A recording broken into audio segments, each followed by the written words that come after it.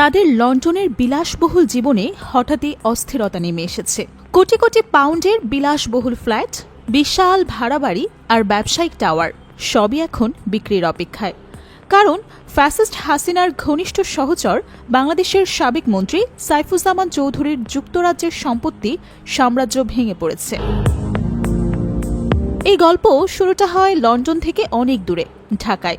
সেখানে ক্ষমতার শীর্ষে ছিলেন স্বৈরাচার শেখ হাসিনা, একসময় দক্ষিণ এশিয়ার অন্যতম প্রভাবশালী নেত্রী। তার আশেপাশের মন্ত্রীরা, ঘনিষ্ঠ রাজনৈতিক সঙ্গীরা এবং আত্মীয় স্বজনরা একে একে গড়ে তুলেছিলেন লন্ডনের জমকালো সম্পত্তির রাজ্য। সেই তালিকায় ছিলেন চৌধুরীও, যিনি হাসিনাকে মায়ের মতো সম্মান করতেন এবং যিনি নিজেকে তার রাজনৈতিক উত্তরাধিকারী মনে করতেন। দ্য টেলিগ্রাফের তথ্য অনুযায়ী চৌধুরীর যুক্তরাজ্যে ৩০০রও বেশি সম্পত্তি ছিল, মোট মূল্য প্রায় ১৭০ মিলিয়ন পাউন্ড। এর মধ্যে উত্তর লন্ডনের সেন্ট জনস উডে ১১ মিলিয়ন পাউন্ডের একটি প্রাসাদ আর ফিটজরভিয়ায় একটি অভিজাত ফ্ল্যাট ব্লক ছিল সবচেয়ে নজরকাড়া। কিন্তু কয়েক মাস আগে ঢাকার নতুন সরকার ব্রিটিশ কর্তৃপক্ষের কাছে চৌধুরীর বিরুদ্ধে অভিযোগ তোলেন।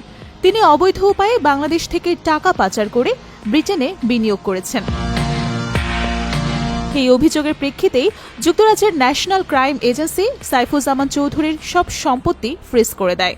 ফলে তার ব্যবসায়িক সাম্রাজ্য ভেঙে পড়ে, কোম্পানিগুলো পড়ে যায় প্রশাসকের হাতে। আন্তর্জাতিক অডিট প্রতিষ্ঠান গ্র্যান্ট থর্নটন এখন চৌধুরীর মালিকানাধীন এই বিশাল সম্পদ বিক্রির দায়িত্ব নিয়েছে। বিক্রি থেকে পাওয়া অর্থ যাবে ঋণদাতাদের হাতে, যাদের মধ্যে আছে সিঙ্গাপুরের ডিবিএস ব্যাংক, ব্রিটিশ আরব কমার্শিয়াল ব্যাংক এবং বাংলাদেশের ইউনাইটেড কমার্শিয়াল ব্যাংক, যারা $৩৫০ মিলিয়ন ফেরত চাইছে।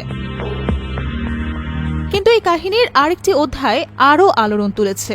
সাবেক ব্রিটিশ মন্ত্রী তুলিপ সিদ্দিকের নাম উঠে এসেছে এই কেলেঙ্কারিতে। শেখ হাসিনার ভাগ্নি এবং যুক্তরাজ্যের সাবেক ট্রেজারি মন্ত্রী টিউলিপ সিদ্দিকের বিরুদ্ধে অভিযোগ করা হয়েছে তিনি হাসিনার সরকার থেকে অবৈধভাবে একটি জমি পেয়েছিলেন। টিউলিপ অবশ্য অভিযোগ অস্বীকার করেছেন।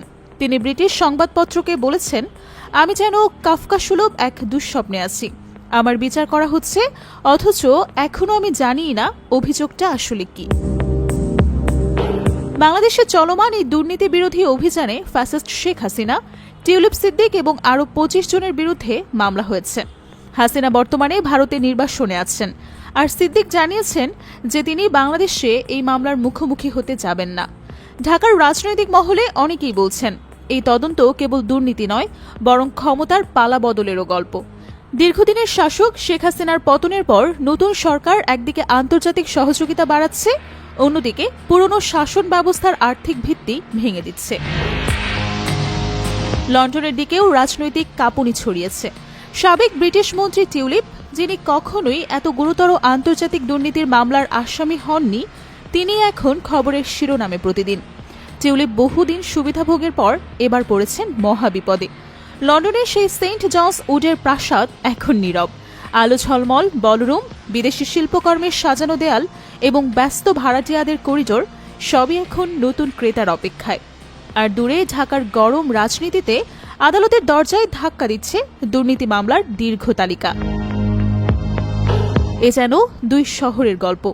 এক প্রান্তে বিলাসী সাম্রাজ্যের পতন, আরেক প্রান্তে রাজনৈতিক ইতিহাসের মোড় ঘোরানোর হাওয়া।